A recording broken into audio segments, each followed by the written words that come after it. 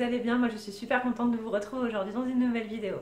La vidéo d'aujourd'hui va être une nouvelle vidéo base que j'ai envie de faire depuis un petit moment et que j'avais jamais trop pris le temps de faire, mais qui je pense est important surtout quand on colorie, quand on a envie de progresser en coloriage, parce que je vais vous parler aujourd'hui d'une technique qui est pour moi indispensable quand on veut colorier et faire de belles choses, puisqu'il s'agit du dégradé. Le dégradé en coloriage pour moi c'est la base parce que en fait finalement toutes les techniques qu'on peut vous présenter, tous les effets, que ce soit fourrure, or, cheveux, peau, je ne sais pas, même les fonds, enfin toutes les techniques finalement sont des dérivés du dégradé. En fait ce qu'on va faire c'est qu'une fois qu'on maîtrise le dégradé on va pouvoir finalement l'appliquer à tout plein de choses en changeant les combinaisons de couleurs, en plaçant les lumières de différentes manières.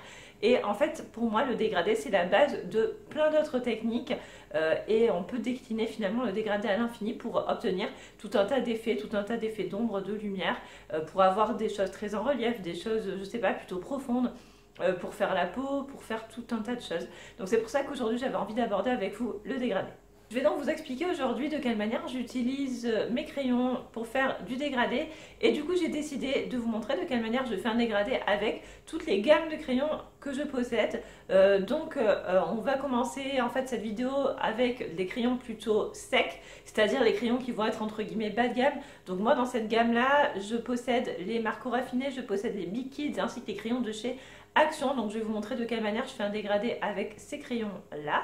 Ensuite on va passer aux crayons que j'appelle intermédiaires, donc qui sont entre les crayons très gras et les crayons très secs.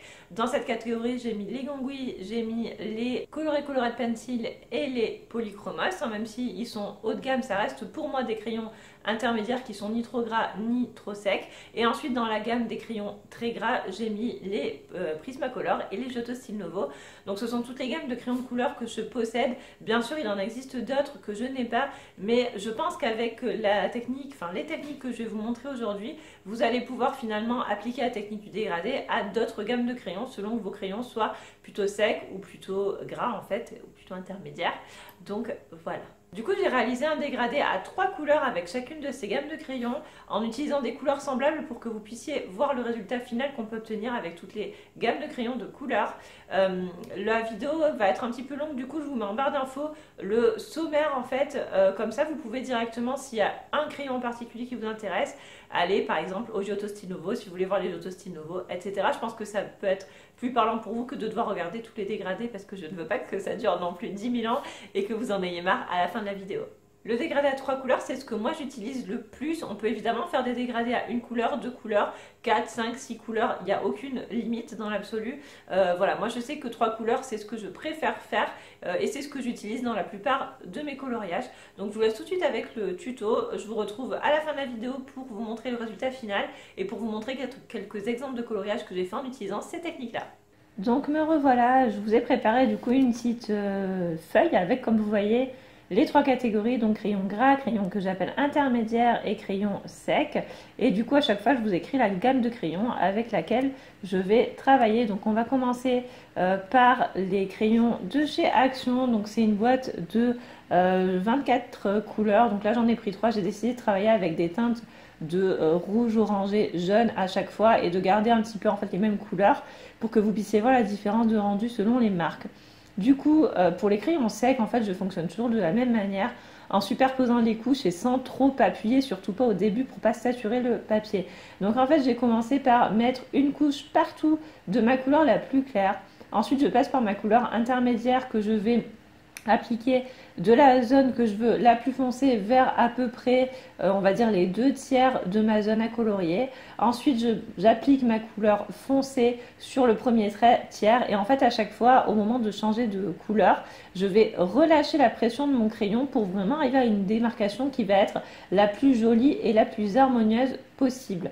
Et donc pour les crayons secs il faut surtout pas appuyer, sinon ça va très vite écraser les grains de vos papiers et ça va très vite saturer, vous ne pourrez plus mettre de couleur. Et en fait c'est pour ça que des fois on a l'impression qu'on ne peut pas obtenir de jolies choses, c'est parce que si on appuie trop à la première couche, mais en fait on n'arrivera jamais à faire d'autres couches et c'est ça qui permet vraiment de donner de l'intensité. Moi j'appuie un petit peu plus qu'au moment des dernières couches en fait pour vraiment arriver à lisser les grains de mon papier et à donner beaucoup plus d'intensité à ma couleur. Et en fait c'est comme ça que j'arrive à obtenir des dégradés qui sont finalement assez joli, assez bien fait et fluide sur des crayons qui sont assez secs comme là les crayons de chez Action et comme vous allez le voir après sur les Big Kids et sur les Marco Raffinés. Donc c'est un petit peu la même texture de crayon, vous allez juste voir le résultat final. Globalement je trouve que ça se ressemble, les moins intenses des trois je trouve que c'est les Big Kids, mais bon sinon on est sur de la même gamme de couleurs et la même type de pigmentation finalement. Et donc voilà, là vous le voyez, je fais exactement de la même manière pour les Big Kids et pour ensuite les Marco Raffinés en prenant mon temps et surtout sans appuyer, en passant couche par couche et en relâchant la pression de mon crayon quand j'arrive sur la zone où je veux que le dégradé commence en fait finalement. Et donc c'est de cette manière-là que j'arrive à obtenir ce résultat. Donc moi j'aime plutôt bien. Après c'est clair que ça prend beaucoup plus de temps qu'avec des crayons plus gras et qu'avec des crayons de meilleure qualité, voilà, parce qu'ils sont plus durs à travailler. C'est pour ça que c'est pas forcément des crayons que je conseille quand on débute parce qu'on peut vite se décourager. Par contre moi je trouve ces crayons super quand par exemple on va quelque part en vacances et tout ça et qu'on veut pas amener nos crayons haut de gamme de peur de les casser. Bon c'est vrai que c'est super, enfin c'est bien d'avoir des crayons qui craignent pas entre guillemets et qu'on se dit c'est pas grave, au pire si je les perds je ne serai pas dégoûtée, ça m'a coûté pas très cher. Donc voilà, je vous laisse avec un petit peu de musique et moi je vous retrouve pour les crayons intermédiaires par la suite.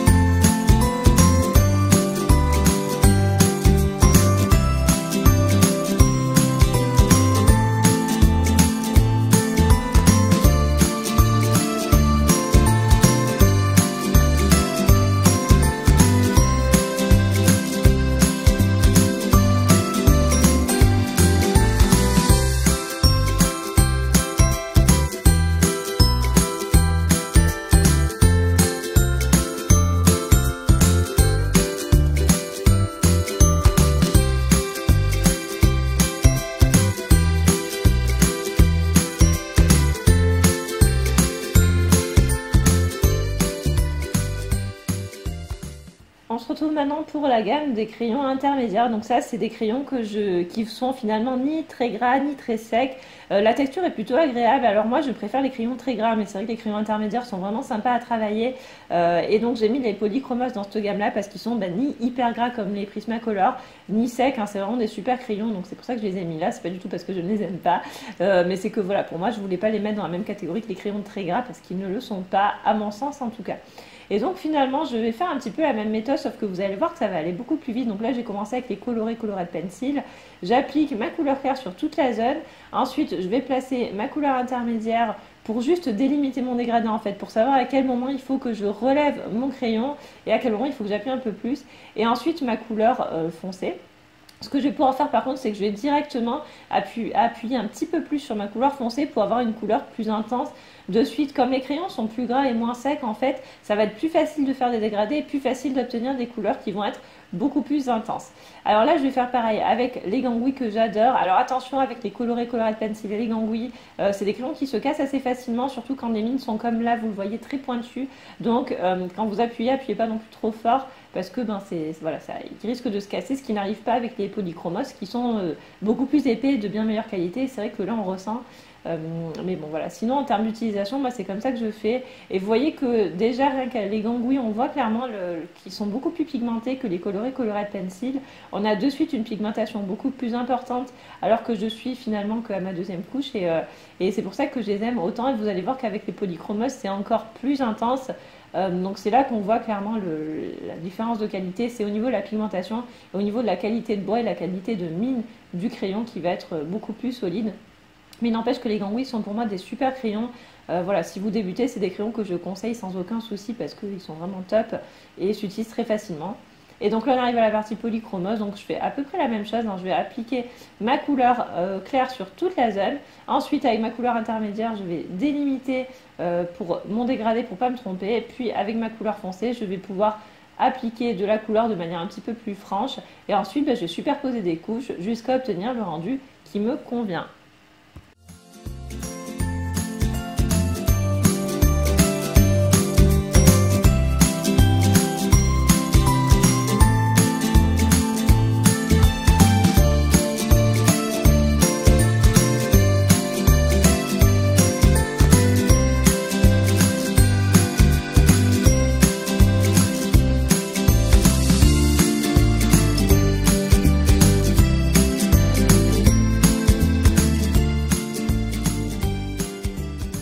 On arrive à une partie préférée, donc les crayons gras. Là vous allez voir que ça va super vite parce que moi je les utilise en fait en faisant beaucoup moins de multicouches parce que je les trouve plus faciles à dégrader. Donc systématiquement je mets quand même ma couleur claire partout et ensuite avec les crayons très gras je commence directement par ma couleur foncée.